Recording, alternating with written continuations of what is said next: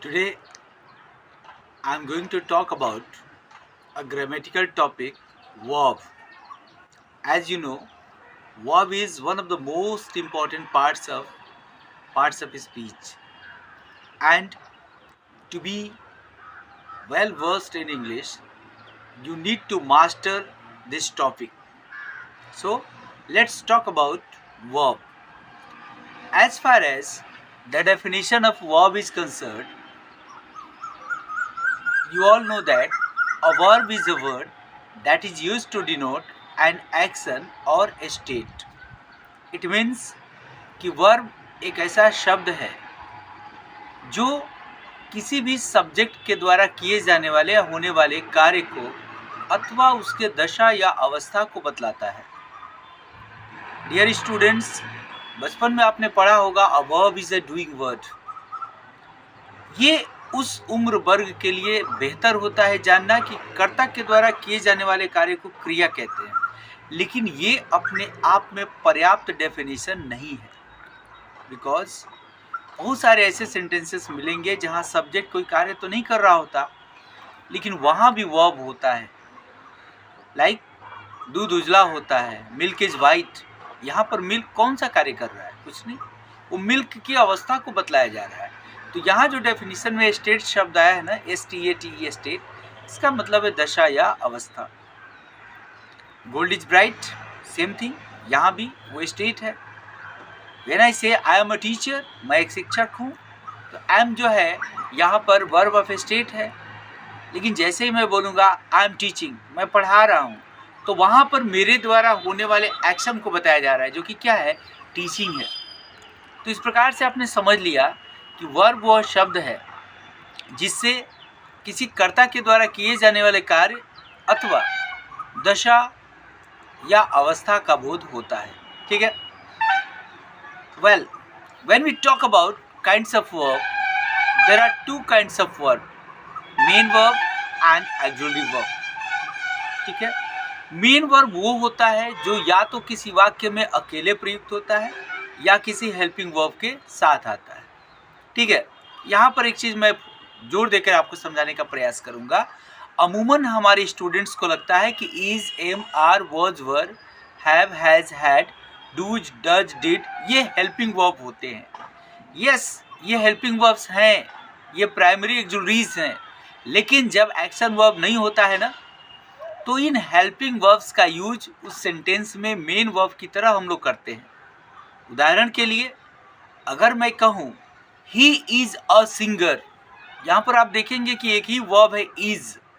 अब जब किसी वाक्य में कोई एक अकेला वर्ब हो तो फिर वो हेल्पिंग वर्ब कैसे हो सकता है? वो यहाँ पर मेन वर्ब है। ठीक है। लेकिन जैसे ही हम बोलेंगे ही इज सिंगिंग, तो वहाँ पर इज हेल्पिंग वर्ब हो गया और सिंगिंग मेन वर्ब हो गया। तो आप कैसे पता करोगे कि इज, एम, आर कब हेल्पिंग वर्ब है और कब मेन वर्ब है? Very easy. अगर ये अकेले आए तो मेन वर्ब है, और अगर किसी एक्शन वर्ब के साथ हो तब ये क्या होंगे? हेल्पिंग वर्ब होंगे। राइट। तो इस तरीके से आपने देखा कि एक्शन और स्टेट क्या होते हैं।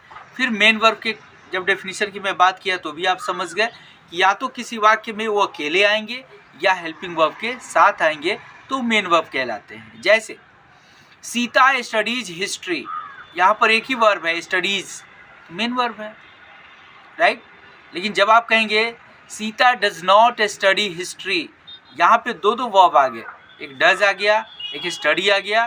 तो स्टडी एक्शन वर्ब होने के नाते मेन वर्ब हो गया और डज हमारा हेल्पिंग वर्ब हो गया। ठीक है। तो ये मेन वर्ब के काइंड्स थे। And now will talk about kinds of auxiliary verb. इसके भी दो टाइप्स होते हैं, एक प्राइमरी ऑक्सिलरीज होता है और दूसरा होता है मॉडल्स। प्राइमरी ऑक्सिलरीज के तीन टाइप्स होते हैं। Verb to be, verb to be में आता है is, am, are, was, were. Verb to have, इसमें हैव, हैज़ और हैड। और वर्ब टू डू में डू, डज, डिड। ओवरऑल आप काउंट करेंगे तो ये प्राइमरी ऑक्सिलरीज के नंबर्स हो गए 11। ठीक है। दूसरी तरफ होते हैं बेटा मॉडल्स, जिसमें आपको आते हैं can, could, may, might, shall, should, would, must, ought to, need, dare etcetera. और ये मॉडल्स टोटल होते हैं 13। दोनों को आप मिला देंगे तो इनकी संख्या हो जाती है 24। ठीक है। ये प्राइमरी ऑक्सिलरीज। और मॉडल्स को मिला देंगे तो ये टोटल एक्सिलरीज जो होते हैं वो होते हैं 24।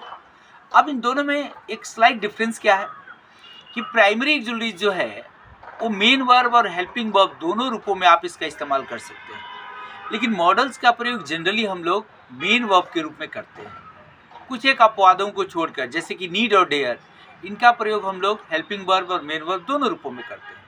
आइए प्राइमरी एक्सिलरीज के थोड़े से एग्जांपल्स को हम देखते हैं।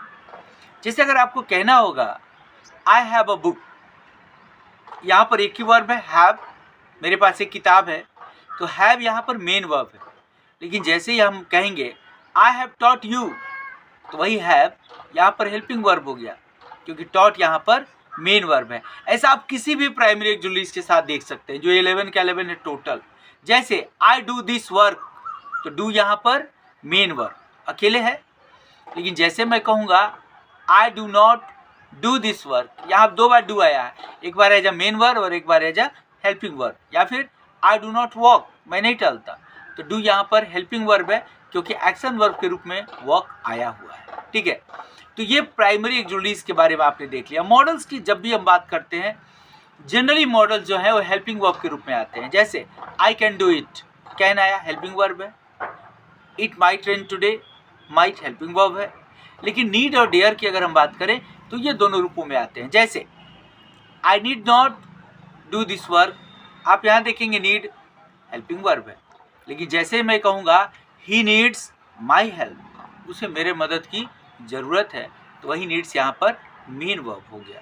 तो आज के वीडियो लेक्चर में हमने ये मोटे तौर पे आपसे बात करी कि वर्ब किसे कहते हैं। ठीक है, ये आपने देखा, वर्ब डिनोट्स एन एक्शन और स्टेट। वर्ब के types main verb, helping verb. Main verb क्या, तो जो या तो वाक्य में अकेले आए या फिर हेल्पिंग वर्ब के साथ आए। ठीक है, दोनों के एग्जाम्पल्स हमने आपको समझाए। हेल्पिंग वर्ब की अगर हमने आपसे बात करी कि हेल्पिंग वर्ब वो होता है जो मेन वर्ब की सहायता करता है वॉइस या टेंस के निर्माण में, और ये हेल्पिंग वर्ब 2 प्रकार के होते हैं, प्राइमरी एक्सिलरीज और मॉडल्स। अपने नेक्स्ट वीडियो लेक्चर में हम आपसे बात करेंगे कि मेन वर्ब के कितने टाइप्स होते हैं, और मेन वर्ब के जब टाइप्स को हम देखेंगे तो 2 आधारों पे अलग अलग, एक होते हैं ट्रांजिटिव और इनट्रांजिटिव, और दूसरा फाइनाइट और नॉन फाइनाइट। इसके कितने मतलब काइंड से वो भी हम लोग डिस्कस करेंगे। फिर हम आपसे बात करेंगे कि ये फाइनाइट वर्ब क्या होता है, नॉन फाइनाइट वर्ब क्या होता है, उसके कितने प्रकार होते हैं। फिर उधर हम आएंगे तो मॉडल्स के बारे में आपसे डिटेल में डिस्कस